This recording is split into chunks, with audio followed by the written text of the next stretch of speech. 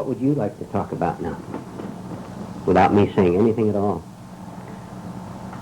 See, this forces you to think, doesn't it? You think real fast. How to wake up better? More ideas for waking up. All right, you give us some. See, she was waiting for me to answer her. You tell us how to wake up. Well, one way would be to have an aim.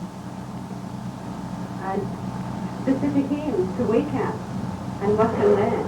What do you mean by being asleep as opposed to waking up? Not really knowing what's going on. You're not with it. Confusion? Yes, confusion. You're actually in whatever you're doing. You're not separated from it. You're one with it. Therefore you never know you're in it. Right. I don't know that I'm here. I don't know what I'm doing. You see this? Look. Take any negative wrong state. Make your own list. Depression, loneliness, hostility, resentment, a surge of any kind of emotion at all. When you are in this state, that is all there is. You can't possibly see it. You can't, you know why you can't see it? Because there's just one thing. One thing. When you're depressed, bored, looking around for excitement, don't know what to do with yourself, that's all in the world that consists of you at that moment. Right? Mm-hmm. So how can you see it? There's just one thing. How do we wake up? Now, you continue with this. If I'm in this state, and that's all there is, how in the world am I ever going to get out of it? You tell me, someone. If there's no one there who can do anything about it, who is actually that state itself, it seems like an impossible situation, doesn't it? How can I get out of it? If there's no help from me, what am I going to do? Just have to stay in that state and do nothing about it, but just watch it. There's nothing you can do at the moment. Who's going to operate on the anger when you and your anger are the very same thing? How do we change? This is very fundamental, very basic. Look at this and find out. Well, if we can become a passive observer of the theater of thoughts that pass through consciousness, this seems to be very important instead of a critic of the constant stream of thoughts that pass through consciousness. Try to become an observer only, neither condemning, criticizing, or being at one with them. All right. Now, take that. Did you have your hand raised or not? No. Sometimes when I glance over, I'm not sure, and I don't know. All right. If I see this, let me rephrase it. If I am watching my thoughts impartially without making a judgment on them, who is making a judgment? Can there be any judgment at all? No. Why not? Well, if there's no thought, if there's no me involved, there can't be a judgment. There can only be a judgment when you are looking at the depression. If you're the depression, if you are the depression or the boredom itself, with no me, then eventually by doing nothing and sitting and staying in that and just looking at it, eventually you'll come out of it. Yeah, because many other things will enter into it. Among them, one of the most valuable, you will realize that you are not going to ruin yourself. Let's put it very simply. Very simple. Don't use theological terms. Say, I am not going to ruin myself anymore by being depressed, by feeling frustrated. Frustration is great to study, isn't it? Do you know what it means to be frustrated? About 50 times a day, ranging from the traffic signal that suddenly turns to something much larger. Yes. You said, how can we work on this when you're in the state? Right. By observing yourself and watching the thoughts that take you to that state. This thoughts come in very softly on some minor things. After we observe ourselves, after a while, we begin to see those thoughts will take us to that negative state over and over again. I have observed that. These thoughts come in, and if I go along with them, by the time I know it, I'm in that negative state. If I get them before they take me there, I'm out of it. Which means if you're watching every second. Right. Go ahead. First place you have to get tired of it. Oh, sure. Yeah. Always. Because if you're in it, Always. you're one with it, and you got to quit liking it. Right. You have to get tired of it. And then you say, wait a minute, then I'll watch or observe myself. Right. We've said this, right, Russ? We've said this.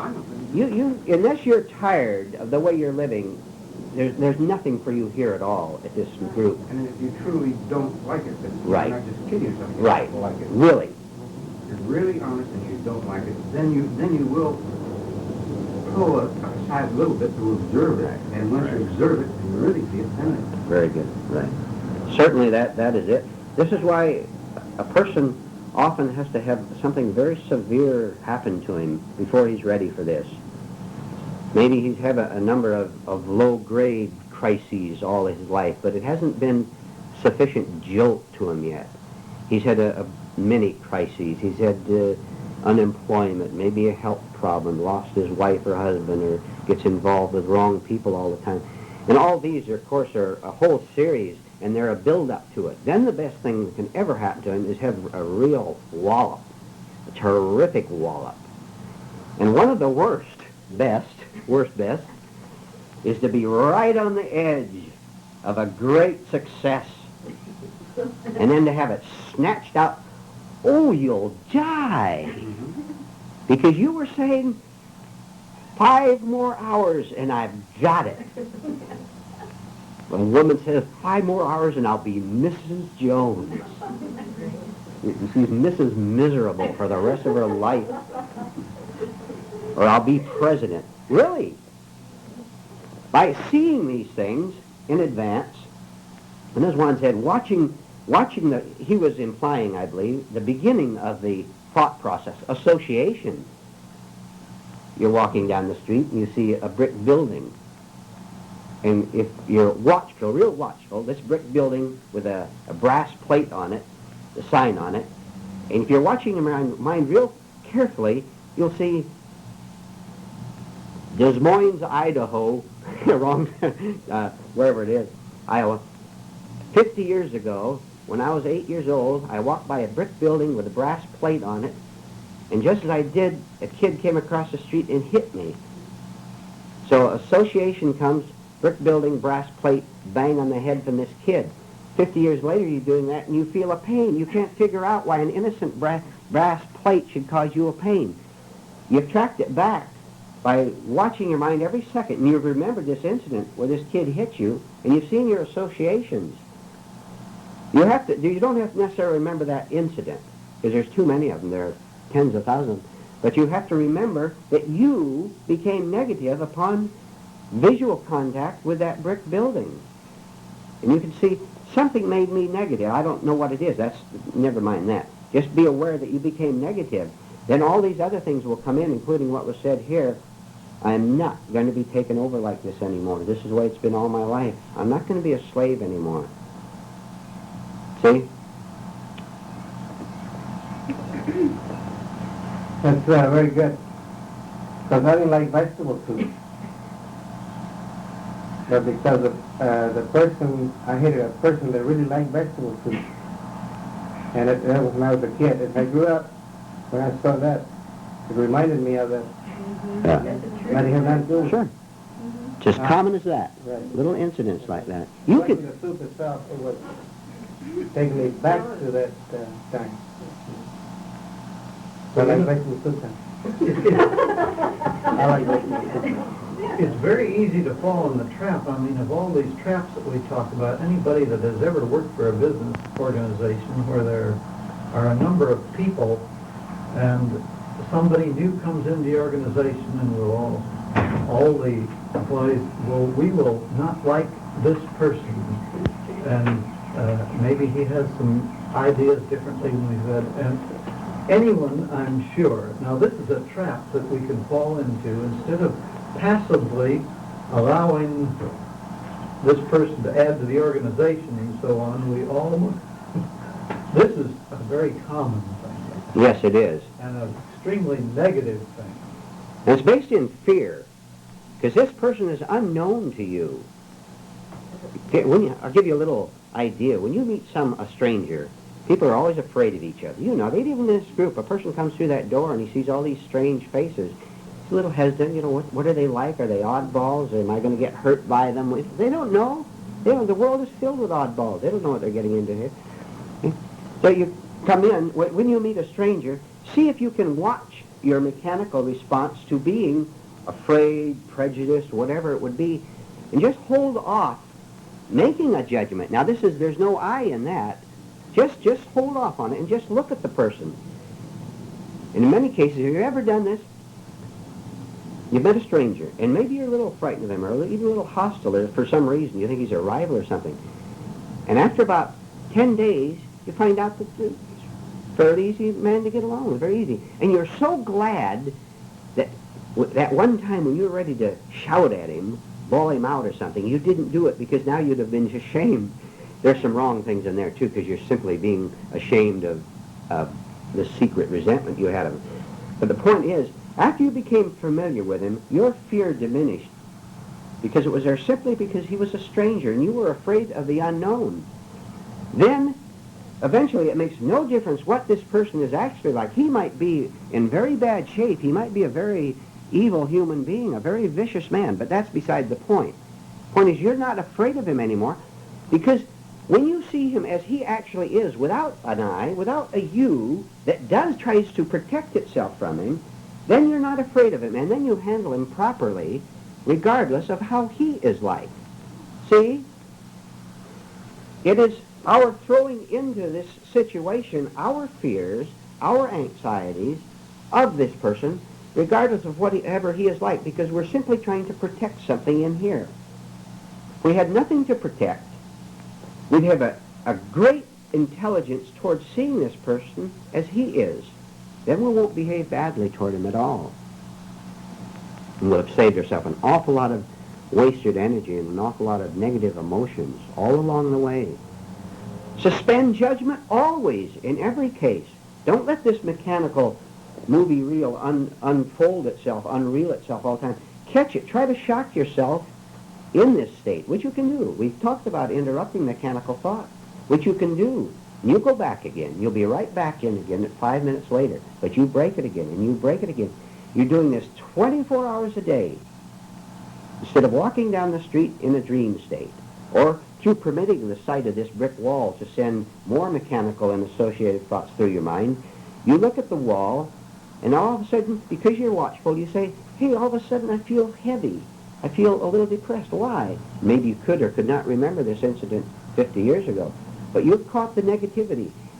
And now you know that it's not necessary for you to be made negative by that brick wall, which of course didn't cause it at all. But it set off the mechanical chain. Now you know that nothing out there can set off this chain if you're awake, if you're alert, if you are being conscious instead of in mechanical thought. Would someone please explain to me the difference between proper thinking on the mental level and improper thinking? You've heard this many times. Well, proper thinking is when you have to cook or drive your car or do something that's practical. Isn't it? Sure. Anything that serves an everyday purpose. And the other kind of thinking, conscious awareness, is this a difference? In your business. What's wrong with being a good businessman? It's good to be a good businessman. Be efficient. Have your papers in order. Have them right. Write short letters instead of long letters. Anything like that is Very good. In business, you can use all sorts of things to wake up. But don't ever think, by the way, yeah, there's so many traps. Whew. A person who came here for the first time might take that wrong because he would say, that's what I've been wanting to hear. That man said, this will make me more efficient in my business. I'll write short letters from now on instead of long letters. My boss will notice it, he'll commend me, and I'll get the next promotion. You may get fired for writing shorter letters. The world knows nothing of this. It has no conception of it at all. You're not going to get rewards for being awake, not from out there. You get the rewards in here. The New Testament says a lot about rewards, doesn't it? False rewards and true rewards. Praying in public to be seen of men. People can read that and then go right out and pray in public to be seen of men. They have their reward. Most of us probably have gone through this stage, so we understand it quite well, where religious principles were used to get material rewards. You have to die to all this, and it's very painful, part of the pain, to give it up. Oh, it's a terrible thing. This is a terrible thing to go through. But we're not going to flinch. We're going to go right through the center of it. Just stay there. Not knowing what is happening to us. And if you know what's happening to us, then you're on the right track. This is, again, an attempt to be secure through going through the dark valley. You have to go through the dark valley in fear and trembling. You understand? Don't try to be unafraid. Don't try to be unafraid. You walk right through that darkness being afraid while trying to be awake. You'll see something happen to you. Being what we are. Pardon? Being what we are. Yeah. Remember the old, I hate to say it, but the old hymn, Come As You Are? In effect, that is it. That is correct. Come as you are. But singing it is not doing it. Yeah, the ego can have so many masks of humility, of being God's child and all that. When I get into that state, like depressed or negative thinking, and it's just mechanical. But at the same time, I see it.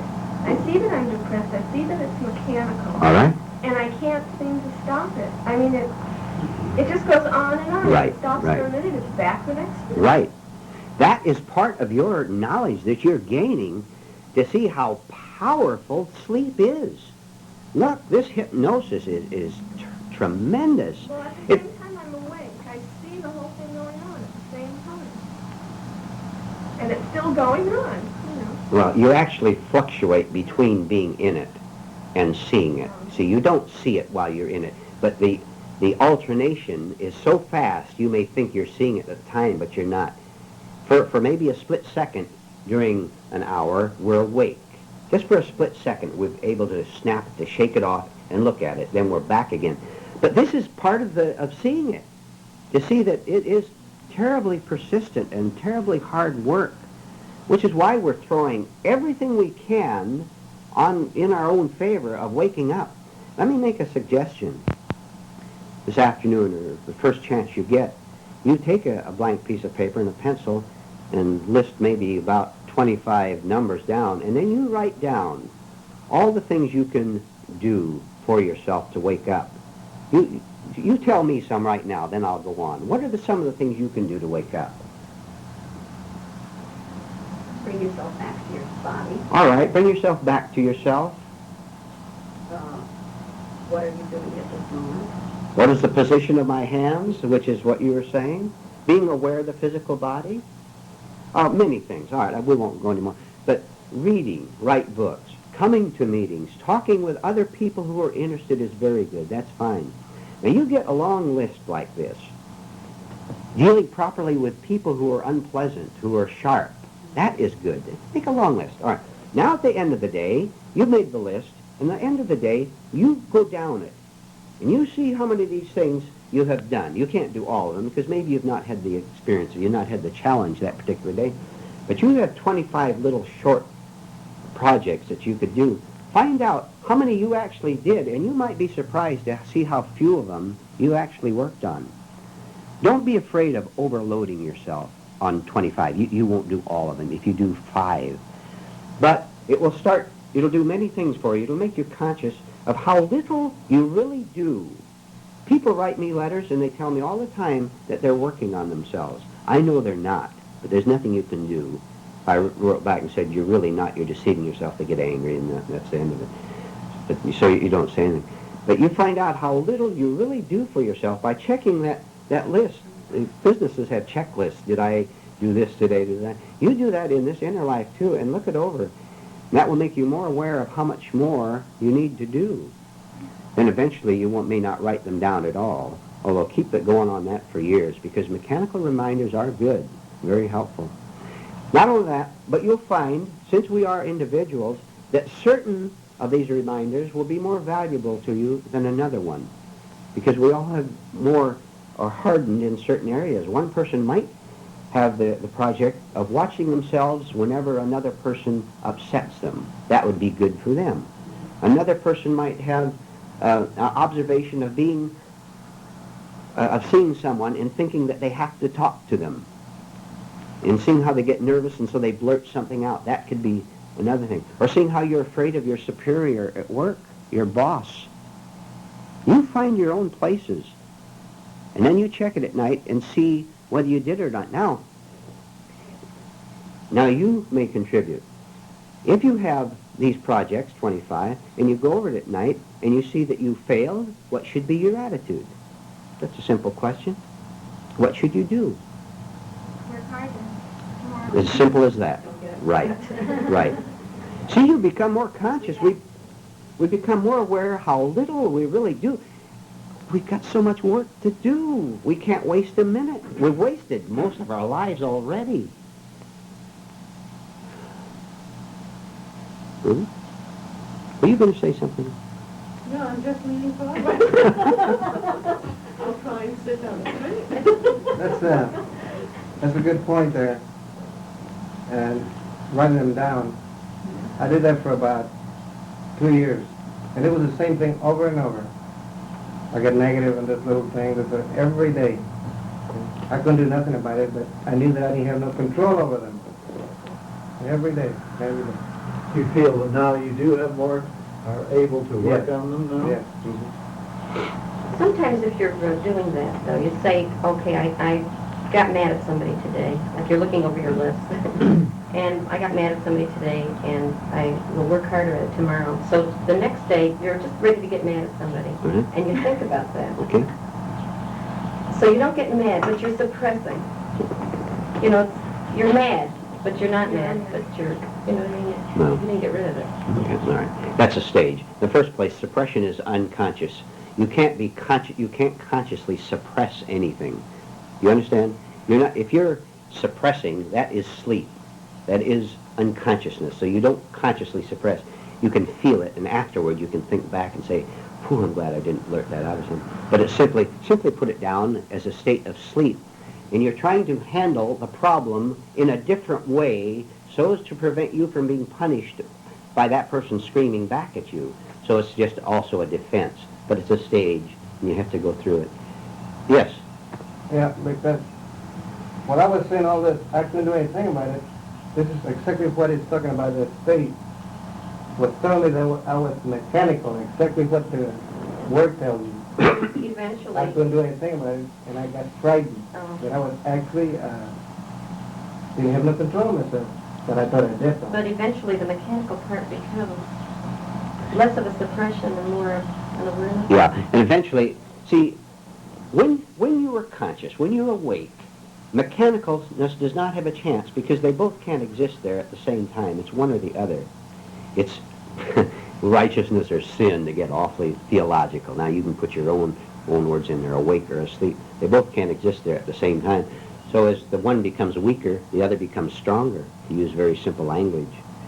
So as you're able to wake up, I told you this before, at first we're mere machines, and it takes us over, bang, just like that. We're gone. We're mad, we're depressed, we're lonely, right? Then we start to work. Then we maybe catch it a little bit. Then eventually you'll see it coming way down the block and catch it long before it even gets close to you. Then eventually The devil gives up altogether, but don't count on it, because he'll come back again in another disguise. But eventually he will give up. Neurosis gets tired after a while, and this is very good for us. It gets tired of hanging around. It can't take it because it's really a coward. The devil is a coward. If you stand up to him, you know what I'm talking about. Eventually he will run away. I'm personifying. The devil is mechanicalness, sleep, unconsciousness, for those who have not heard this before. Eventually it runs away and gives up because, believe it or not, God is total power. All power. Really, this is a fact. This is not theology.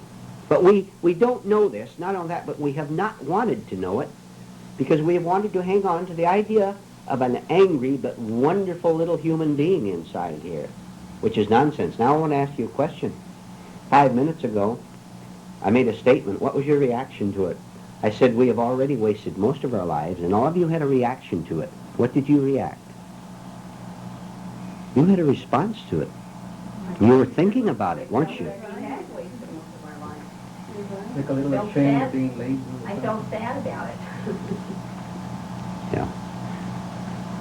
Was there any fear there? Hmm? You know why?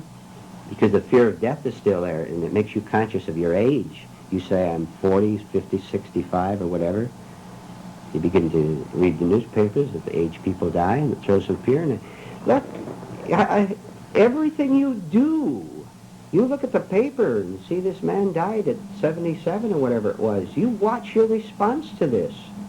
If you don't, then you're just going to have to suffer every time you look at a newspaper.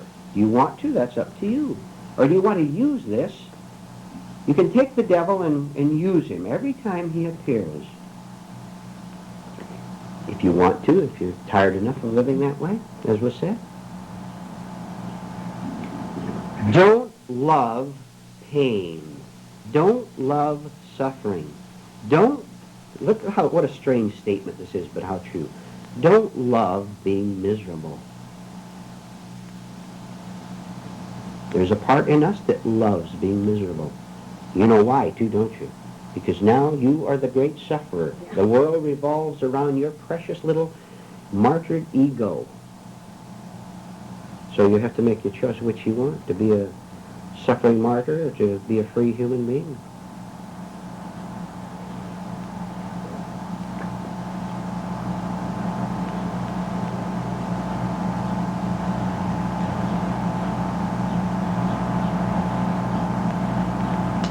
Could you explain in depth why people feel the need to babble, and when they get amongst other people, they feel that they must communicate verbally? Well, make a mental list right now. Who would tell me each one tell me one thing why? You answer the question for the lady. Did you say to babble or babble? Babble. Babble. Oh, Just blab. This makes me more secure. It makes me less nervous. See, that's one reason. The release of nervous tension. Right. I get nervous at not speaking, see, so I speak to, not to ease your nervousness, but to ease Right. mine. Right. Also, We may think we're doing it for the other person, but we're not. I think I realized that. I was just wondering. I don't feel a compulsion to just blab. And I guess I'm evaluating that right now because I see other people get nervous when you don't respond to them. yes, the silence is frightening. They're left alone with their own thoughts, for one thing. Yeah. While you're talking, that's a marvelous escape from looking at yourself. When someone accuses you of behaving badly, for example, you accuse me of behaving badly, and I can not only blab back, but blab with emotion. Boy, I've got my attention off the fact that I did behave badly. For a minute, I don't see it, but I'm afraid, because I know when I get away from you, I'm going to have to come back to it, that I actually did behave badly in a state of sleep. But for the moment, I can protect it. I shout out and keep blabbing and never stop. And I won't have to see it. But I'm terrified because I can't talk forever. Think of the phrase mechanical talk and unconscious talk and see how many things are involved in it, connected with all the other things we've talked about. Mechanical, compulsive talk makes me feel as if I am somebody. If I have you sitting in front of me and I talk to you straight talk for a half hour about my political opinions, I believe we should do this or we should do that politically, I'm telling you that I'm a man of opinion.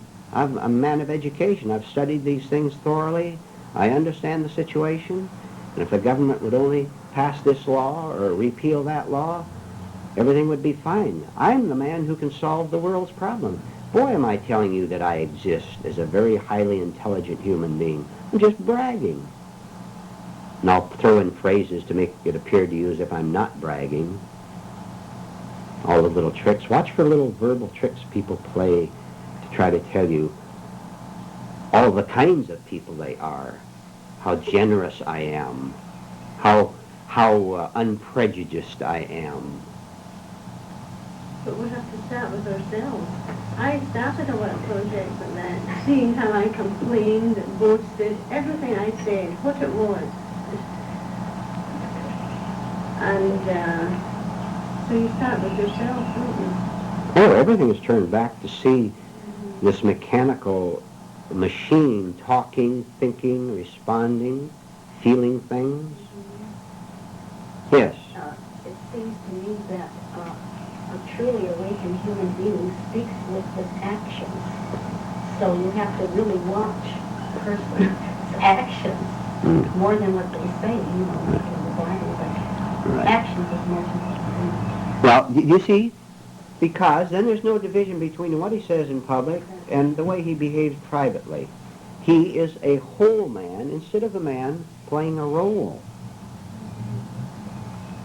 Very difficult to get a person to even see that he is playing a role because he is so glued to it as himself, hardened. Remember the block of steel 6 feet wide and 6 feet high?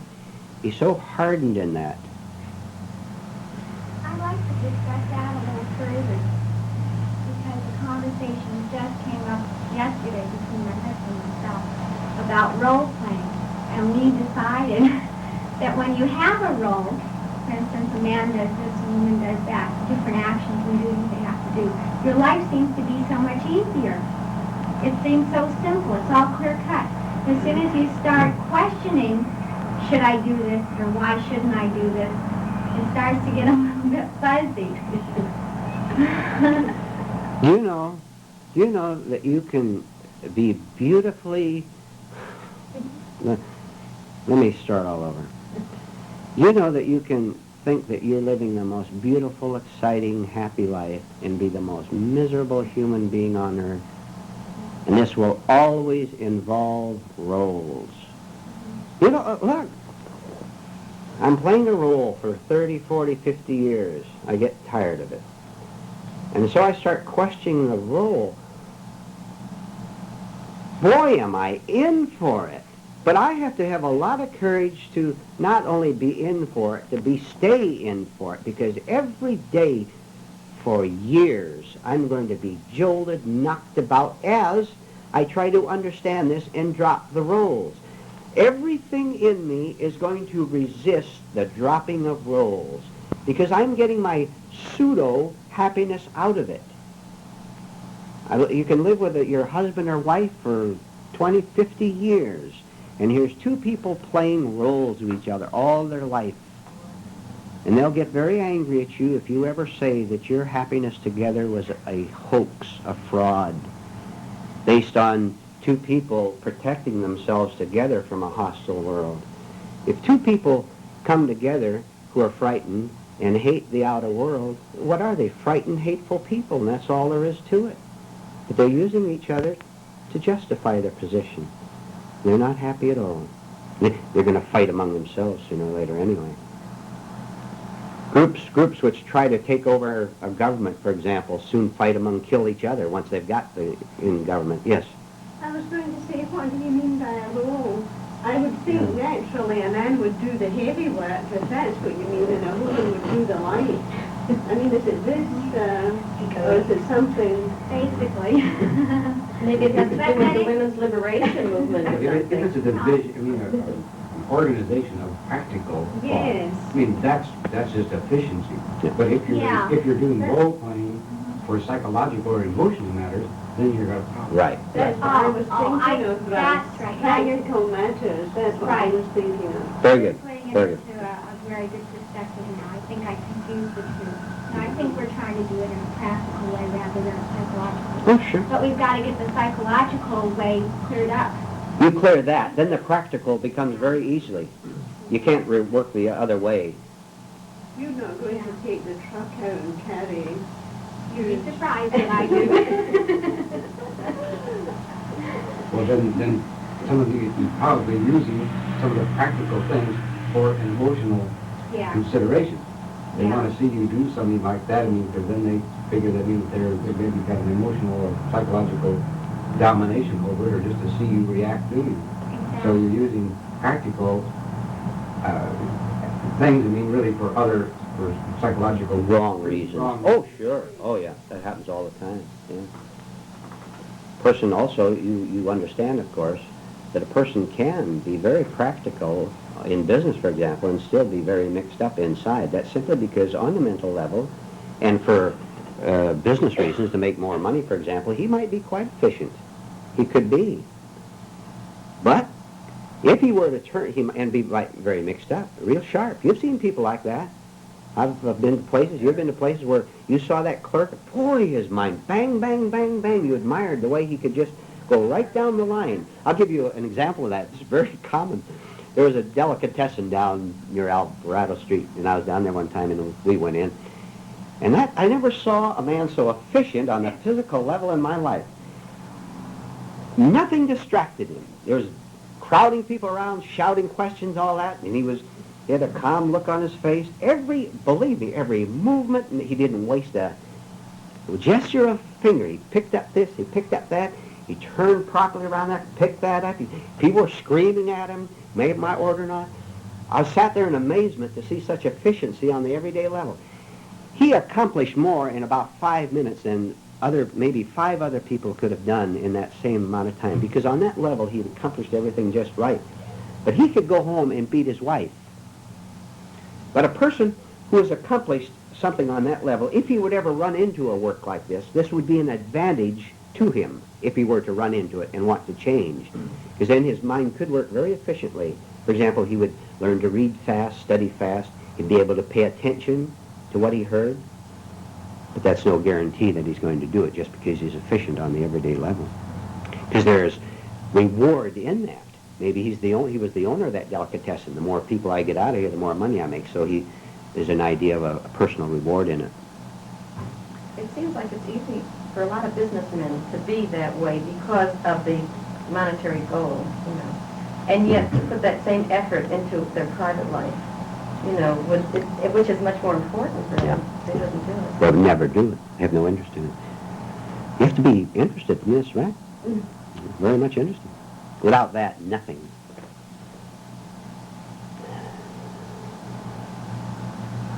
Well, it's very easy to do these things mechanically and be very efficient at it. In the meantime, thinking of a domestic crisis or what am I going to do about something tomorrow, and go through all these things mechanically because this is habit. I mean, you've cultivated pretty good habits as far as your business is concerned, but you can still be mentally miles away from the job.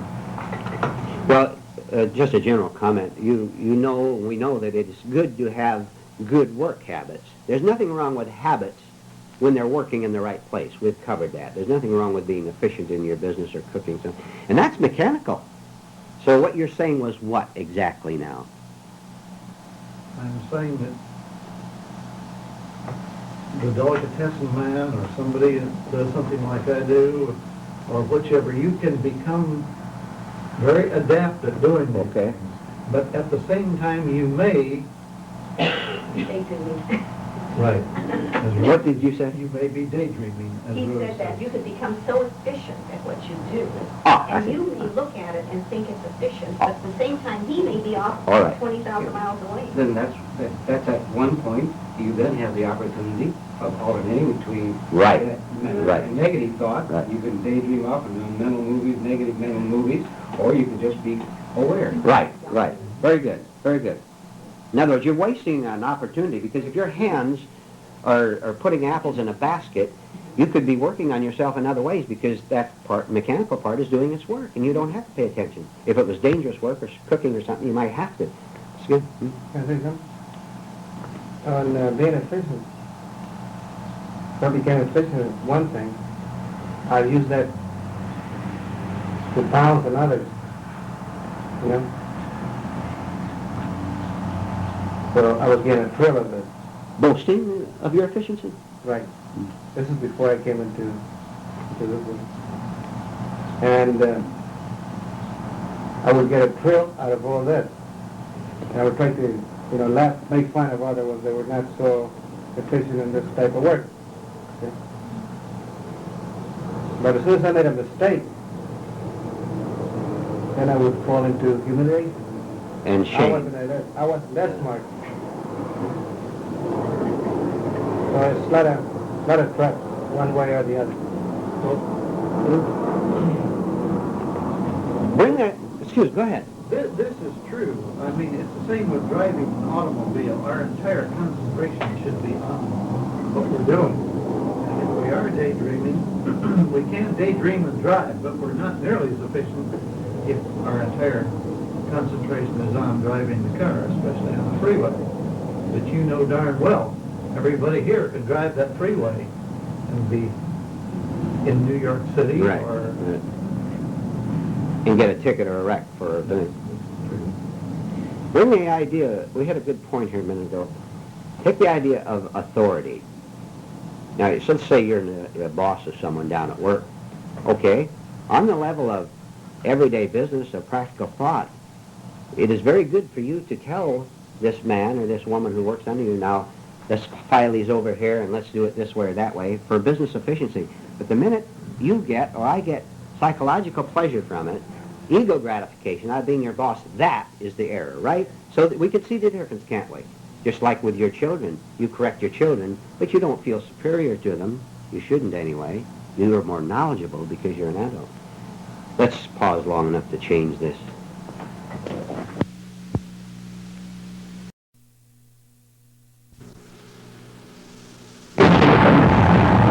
I just thought that Juan brought up a good point about having no control.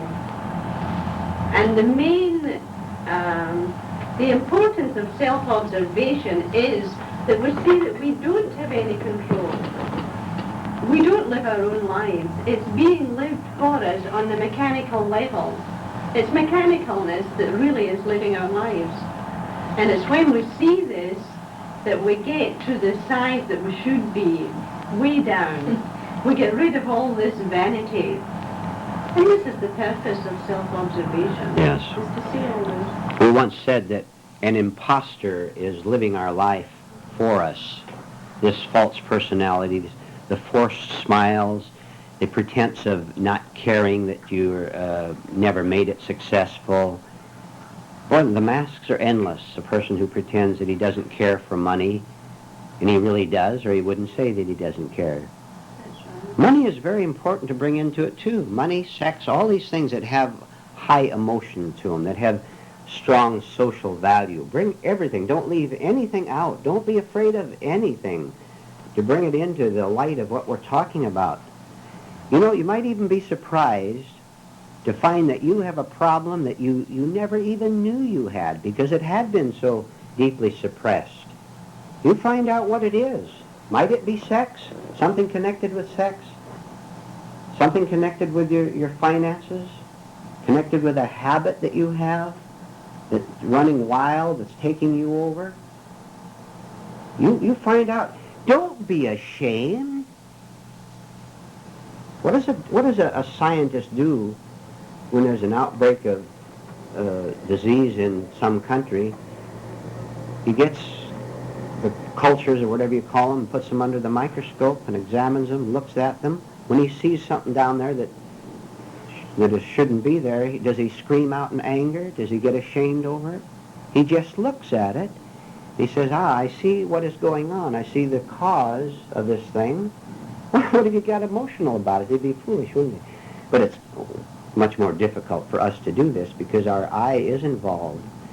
Because this unconscious resistance to simply looking at something is opposed by the wish to be somebody, to be a looker, for example, who then becomes the judger. Become the judger of ourselves and of the other people.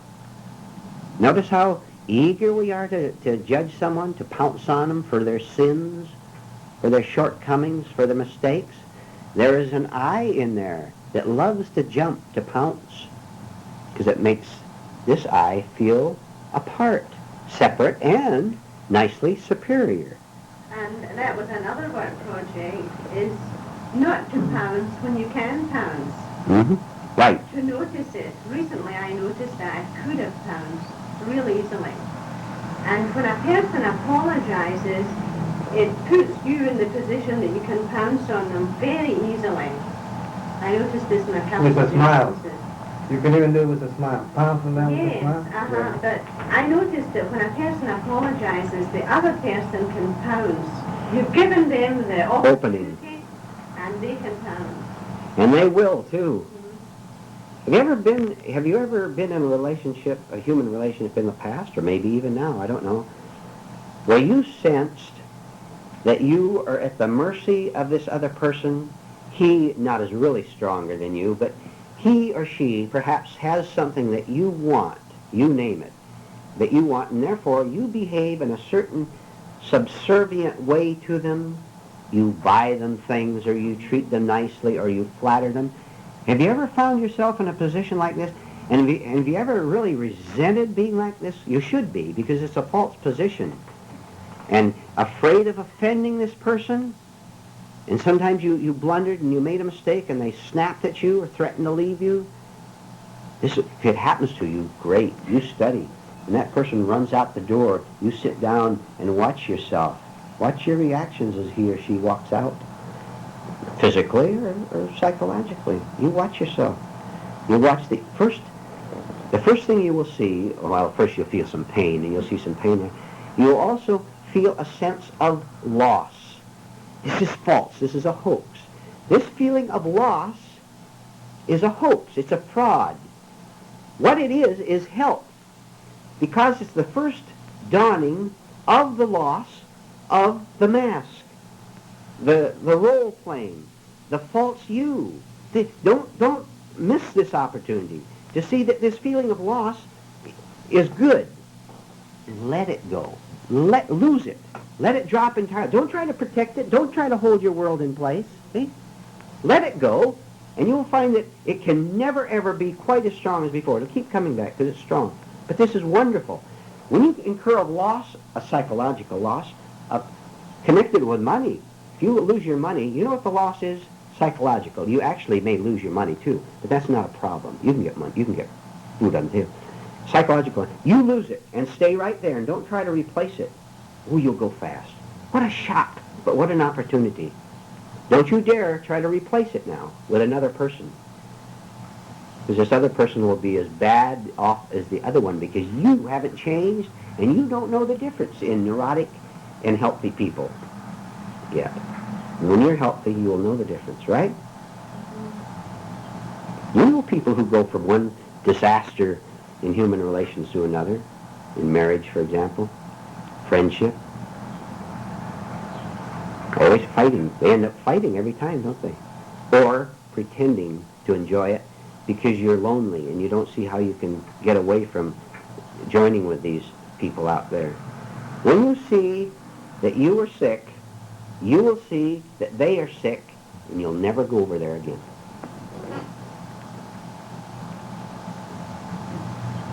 When you get to the stage where your relations with people that you had been friendly with in the past, and you were asleep and they were asleep, and you become a little bit more awake And you find being with them isn't as thrilling as it used to be. But they're still basically nice, you know, in their way and everything else, although they're sleeping. Is it wrong to still have the relationship? What do you want? Nothing. But I have friends that I grew up with, you know, and they're sleeping, but they're nice, you know. And I have nothing in common with them really, especially now, but still and all I see them once in a while. And we have a conversation that doesn't make too much sense. It's like families. But you don't see them that often, you know. And you wonder, after it was all over with, should I have bothered, you know? You answer that? Why don't you try not saying that? Refuse them I've in done little ways and find out how afraid you're inside. That you depend on them for something or the other. You're afraid to say no. I have gone to that zone. I do refuse very often, and then all of a sudden I feel, you know, they're sleeping, but they're nice, you know, in their way. And once in a while I would see them. And then I'd wonder afterwards, you know, well, it was a few hours wasted, you know. So. Shall I tell you what? And some of you, of course, you're saying the same thing I am. To one degree or other, you still have remnants of wanting something from them. The conversation, and maybe they like you and they say your name and all that. And there's a certain amount of comfort in there. Yeah. So, and you're kind of justifying this to yourself because you're not able, ready to, not through consciousness or awareness, simply able to drop it and be done with it. When you're involved with other people, and you're asleep and they're asleep, it's all mechanical and it's disastrous. You're wasting your time, two people blabbing to each other all day, wasting each other's time. Then when you start to wake up a little, and you don't quite want this anymore, however, you have set a mechanical force in motion, and it will continue to roll in them until they cease to get a reward. You may cut it off. You don't phone them every day, and they'll wonder about it a little bit, and they'll phone you back. You know, they get anxious. They prefer you to phone them because that makes them feel important. My phone rings all day long. See how wonderful. When you cut this off, then they begin to wonder, then they get negative. Well, it's her turn to phone me or whatever it is. Then they get a little worried, and they'll phone you cautiously to kind of feel out what's going on. And you, being a little more awake, gently convey to them, you're never rude, you gently convey that you don't say I'm spiritual or anything like that. You just say I'm busy with other things. That's all right. And they will sense that something has changed, something going on. Then, because they're not getting a reward from you anymore, they will eventually fall away. Believe me, you won't have to do anything. They'll fall out of your life. You're not throwing out bones for the dogs anymore, to put it that roughly. You're not giving them a reward anymore. But you have to be able to do this consciously and not feel guilty about it, for example. Well, your friends, you phone your friends. It's just brotherhood means exchange and sharing and all that nonsense. Then eventually you'll be able to do absolutely nothing toward these people.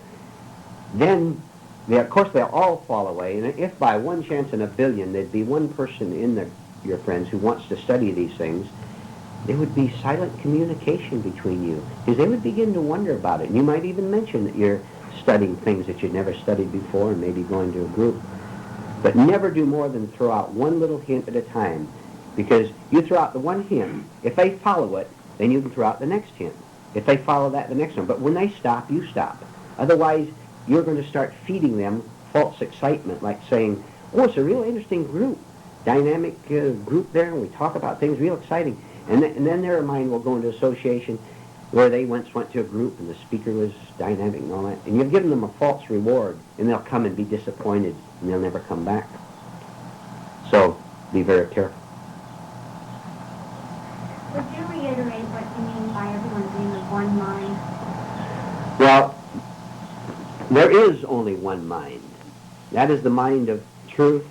Some people, who want to get fancy about it, call them the universal mind, the whole mind, capital W-H-O-L-E. And this is all that really exists. It is indeed one world. And I'm not speaking politically, of course. It is one world. It is a unity. We're all within this unity. But we have the illusion of having divided minds Because at a certain level, the mind works in division. And on its own level, it's all right to work in division. Why, you can even have your choice of apple or peach pie if you want, and there's no problem there because there's two things being offered to you. But if your mind is divided wrongly with a sense of identity, then you and I comes into the process. And that's where all the tragedy comes in. When you dissolve your I, then you see that also that the other person has no more I than you have. Then you are not divided from him anymore by illusion. He may be still divided from you, which he will be because he's not going to wake up, probably. But you see that there is indeed only one mind. Then there's no one on earth to compete with, to fight with, to argue with. You have no need of it anyway because you're not trying to prove yourself. Isn't this nice, not to have to prove yourself about anything? What a wonderful marriage partner you are, for example. Wouldn't that be nice not to have to prove anything to anybody, not even to your wife or husband? Ooh.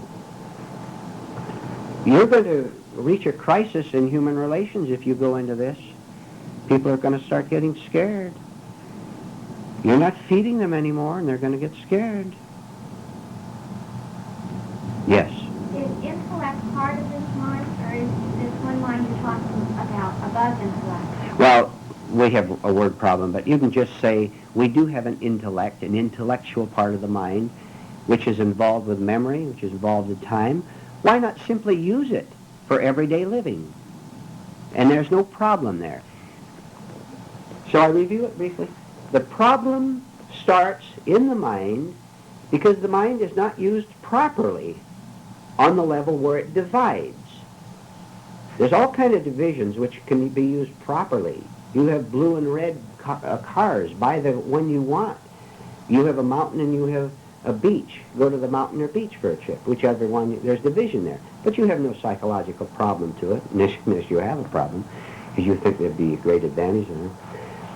So the mind does divide itself.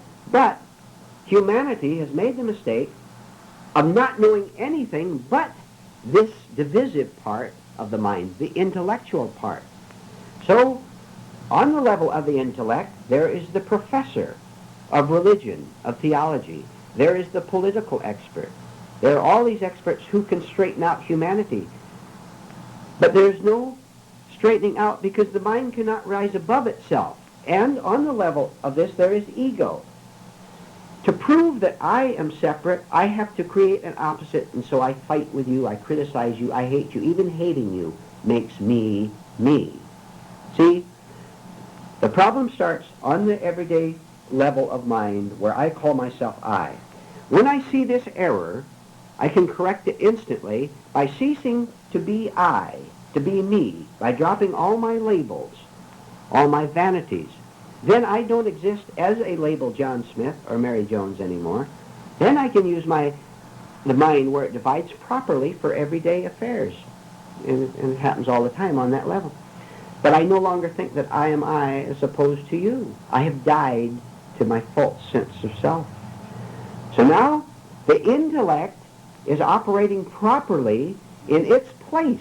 And it does not cause me a problem because there's no me at all. And at last, I see it.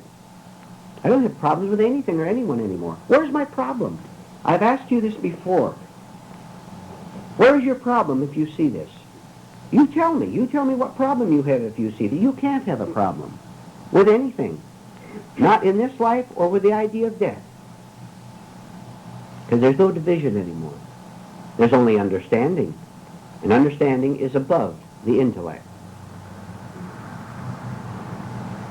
Bob, do you understand this? I'm attempting to. We've lived so long in misunderstanding. Yes. Well, getting back to what Eleanor said, if a person truly lives from their true self, then these people that you had all this contact with maybe in the past, they wouldn't stay around you too long. You wouldn't even have to say too much. Not much. They didn't stay around you because you wouldn't be wanting to waste any of your time on this nonsense at all. We've said we've wasted enough time as it is. Let's start right now and throw everything we have into this. Right now, while we're here, we should be working, watching ourselves right now. Trying to understand is all right. That kind of effort is good. You must do that. The problem of other people in your life solves itself when I have solved myself. You don't have to think about it. Thinking is divisive. Should I renew this relationship now that I'm on this path, or shouldn't I? You don't have to think about it. Because these people are not giving you what you used to get from them. You don't want it anymore. Come on over, we'll watch the football game together. I hope the Chargers win. I just feel, I can understand this perfectly in what is being said, and it's true. But I felt that everyone in life is at different stages, and these people that I know are on their level, and even though we don't have that much in common, I felt once in a while when I did see them, I could understand them at the level that they were at. And I didn't know whether this was me condescending, or they're trying to get, or maybe trying to feel superior or what, or maybe I just shouldn't bother with it. Well, let me ask you, why do you have any problem at all with anyone, whether it's someone in this group or your sleeping relatives or with your boss? Why do you have a problem with anyone at all? It's the problem with yourself. Of course. That you haven't gotten rid of. But while you're still struggling with the problem of yourself, you still have these people in your life in one way or another, especially when they're related to you, And you have to see them whether you want to or not in that case, Look, have you ever heard us say in this group that you have to become a hermit? That is resistance, and that's just another defense. Look, all of you have relatives. I have relatives. I see all the time. I go and see my relatives. We sit down, we have dinner, we talk about this and that, and I get up and go. You go over to your parents' house, your children's house, your brother's house. You have Thanksgiving dinner, you talk about turkeys and football games or whatever you want to talk about. You get up and you go out. Where's the problem? You work with people. Where's the problem? Well, I think Eleanor thought, shall I not see these people at all? And this isn't necessary, I'm sure. You see them or not, but just don't have a problem about it. Yeah. Right. If you have to seek them out, you have a problem. I don't seek them out. It's when they're, they I call have to 10 say- times and you refuse 9, and at 10th time you do go, Then you think, should I have? So that's the problem with me, All right. Now, all of you ask yourself this. Am I afraid of displeasing other people? Now answer right now, silently. That's what I was gonna say. Well, you've come a long ways, Rose. No, that's not true. You're not being truthful when you But say not that. as much as I used to. I haven't got that. There's certain people you still, I can see where I still have it, and I'm struggling with it. It's mostly people. Very good. Well, the same people too. Are you talking to the microphone? There's a tremendous fear in displacing people. Isn't there, though? This is a tremendous... Right here, right here. Right. So the first thing I did, I said, I'm not going to be a slave to this no more. I was just playing with my friends back and forth, doing just trading things. I wasn't rude to them, but I think you heard something about that, Bob. Southern Squad. Where the other one says that I would give my friends everything free, give them free presents. They expected that from me. I was afraid of displeasing them. So next time I charge them money. Not the money for making business, but just a little bit. And I saw their reaction and my own. And there was a lot of fear. So I didn't want them to hate me. So that's why I was doing all this thing. And my friends stay away from me. They were not my friends no more. And I was not going to be a slave. No more. You broke a small chain. Still part of it there, but there's a way to go ahead. A little tiny project like that has great value. See, he remembers that. and that was maybe the first time you'd ever done anything like this, and it caused a new feeling, gave a new impression of how freedom comes about. It really goes about by defying mechanicalness, sleep. Go against it. He had these fears now, all these, see, good old Juan, the big generous man who gave people squash and free corn, isn't he a wonderful man? He's going to have to give all that up. Not only give that up, but now he's going to be a cheapskate. What has happened to Juan? He used to be a nice guy. He's turned into a cheapskate. Find little things like this, and you will displease them because they're getting something from you. Then you'll wish you'd done it a long time. You understand you're not doing it to displease them. You're doing it because you're not going to be a slave anymore. Their displeasure is their problem, and they won't know what you're doing. They won't know you're doing this as a project on yourself. But maybe one time you will shock that other person into awakening. You never know, but maybe one time you may shock one person into awakening. He should happen to want it. Great.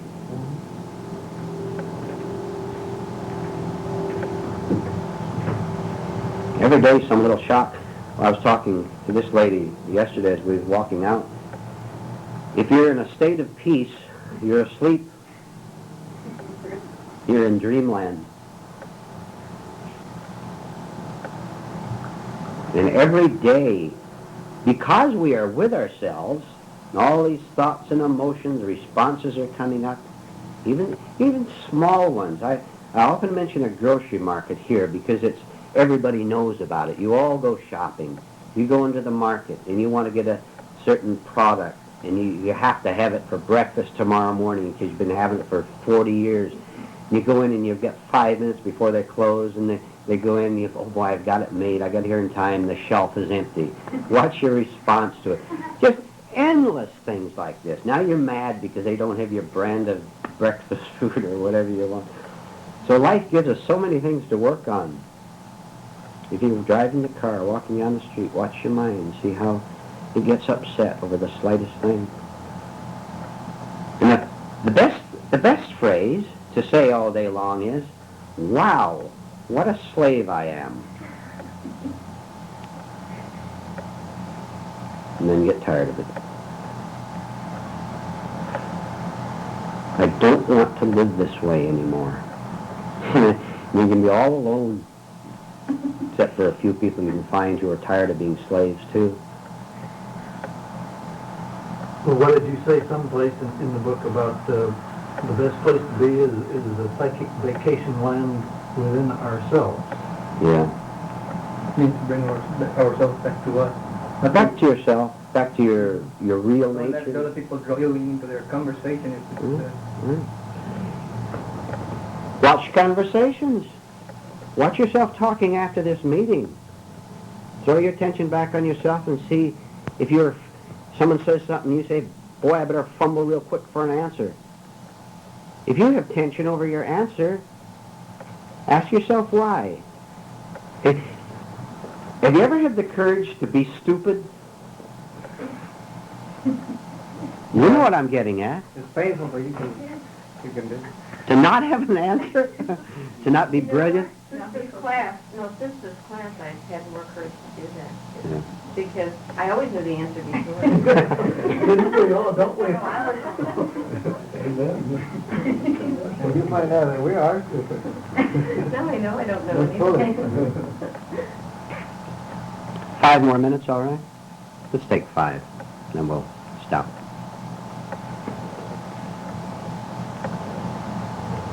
I'd like to ask a hypothetical question.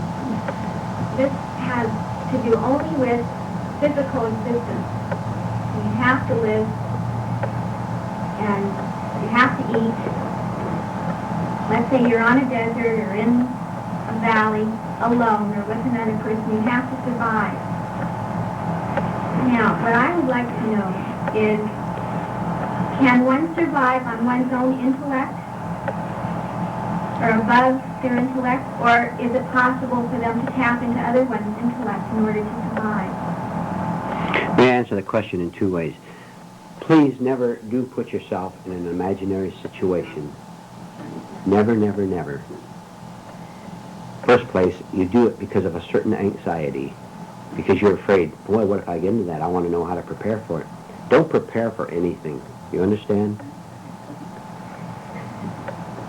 When they haul, remember the New Testament? When they haul you before the judges, think not of what you're going to say, and you will know what to say. Don't prepare for anything. Secondly, each one of you here, myself, and even these people down the street, know the truth. There's something in every human being that knows the truth. Now, I can't carry that any farther than that, otherwise we're going to get off on a wrong track, because I want to repeat, don't ever put yourself in an imaginary situation and ask yourself what you would do. You put yourself into where you are right now. This is a real situation. You learn how to handle that. There'll be no fear, no questions about an imaginary situation. Then, when you are with yourself, when you are your own circumstance, there's no foreign circumstance. It can't exist to you. It can exist to the other person who's not living with himself. But it does not exist to you. You will know what to do because you don't have to ask what to do, because there is nothing to do. There is nothing to do. When you ask what to do, already you're on the wrong track. Because this is on the level of the intellect, which is always desperate to find security, an answer.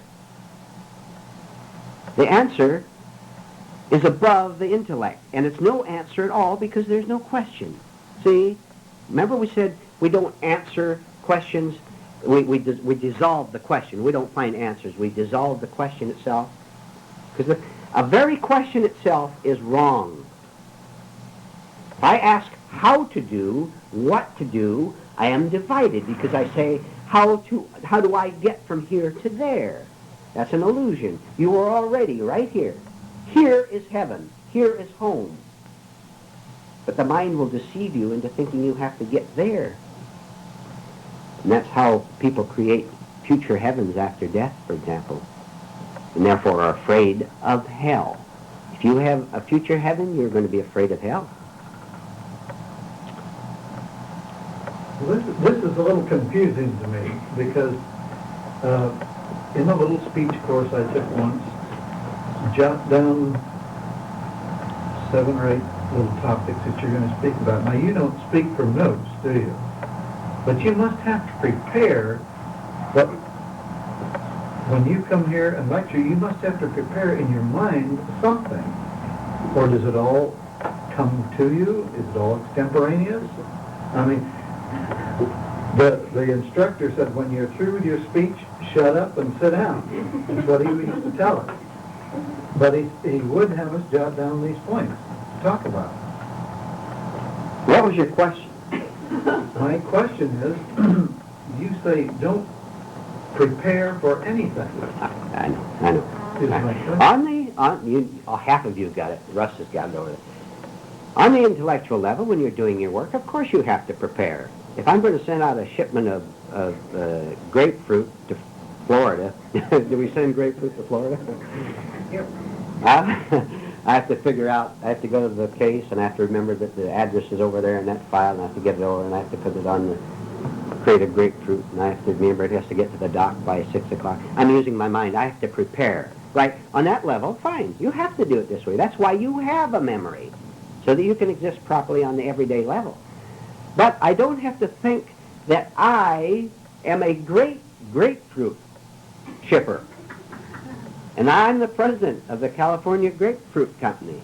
And I'm important in the community. Do you see what I'm getting at? Do I have to go over it? Yes, you're getting the practical level and the psychological level mixed up. Perhaps so. Perhaps so. One Practical, organizing for efficiency. Right, we But prepare. you don't have to prepare the emotional response, be at that moment of just be yourself and the truth at the time. Besides, another thing.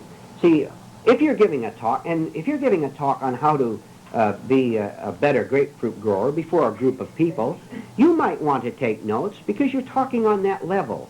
And you may not be able to remember these 50 points that you have to make. Let's use pine boxes instead of oak boxes. They're cheaper. So you may have to make notes. That's fine on that level. But if you're talking about other things outside the practical, you don't have to remember a thing. There's no human being in here who has to remember how to be himself. There's no human being there at all. Don't you know that 1 second ago, that you didn't exist 1 second ago as a labeled self, and you don't right now, so you don't have to remember. If you remember who you are, you're mixed up. And you're going to be afraid of not being who you are, the president of the grapefruit growers company. You're afraid of it that you won't be 5 minutes from now or when you have to retire 10 years from now. Because this was giving you a label that you were the president of the company. You're living in time. Why don't you be the president of the grapefruit company? And that is not wrong. And if you're just doing it to make a living but not getting an identification from it, be the president. Then when you get fired because the boss's son took over, and you thought you were going to be there forever, and he took over and you resented him and all that, or you have to retire, there you'll have no problem. Because you'll see that you were kidding yourself all these years being the president of the company, and it was giving you ego gratification. I've said this so many times. If I don't know who I am, and don't seek to know who I am, I'm free. If I think I know who I am and try to hold on to it through external contacts with you or through daydreams or whatever, I'm going to be miserable. Because it's all an illusion. It's all a hoax. I never existed at all like that. You know, you could be very, very successful, tremendously successful in life and be a totally free human being. Or you can be a total failure in life and be an awakened human being. God does not know the difference between success and failure. Because success and failure are on the level of the intellect, which divides into success and failure. That'll be enough.